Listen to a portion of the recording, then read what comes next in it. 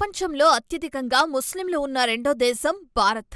అలాగే ప్రపంచవ్యాప్తంగా వివిధ దేశాలలో హిందువులున్న సంగతి తెలిసిందే.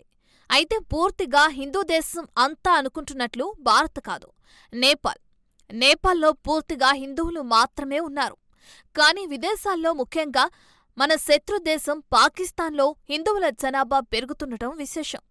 మన దేశంలో హిందువులతో పోల్చితే ముస్లిం జనాభా పెరుగుతుంటే పాకిస్తాన్లో మాత్రం రివర్స్లో ఉంది. అక్కడ ముస్లింస్తో పోలిస్తే హిందువుల జనాభా పెరుగుతోందట.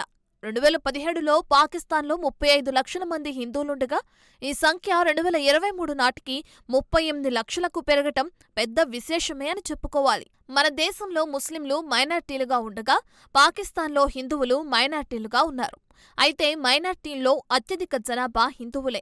ఇక మైనార్టీల్లో భాగంగా ఉన్న క్రైస్తవుల జనాభా 1.27% నుంచి 1.37%కి పెరిగింది. పాకిస్తాన్లో 2017లో క్రైస్తవులు 26 లక్షల మంది ఉండగా వారి సంఖ్య 2023 నాటికి 33 లక్షలకు చేరింది. ఇక గతేడాది పాకిస్తాన్ మొత్తం జనాభా 24.4 కోట్లని వెల్లడైంది. 2050 నాటికి ప్రస్తుతం ఉన్న జనాభా 50 కోట్లకు చేరుకోనుందని అంటున్నారు.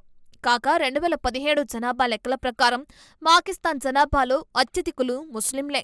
మొత్తం జనాభాలో ముస్లింల వాటా 96.47%.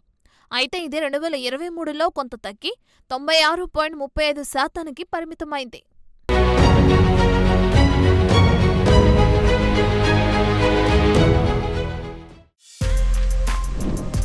For more videos like this, subscribe Big TV channel.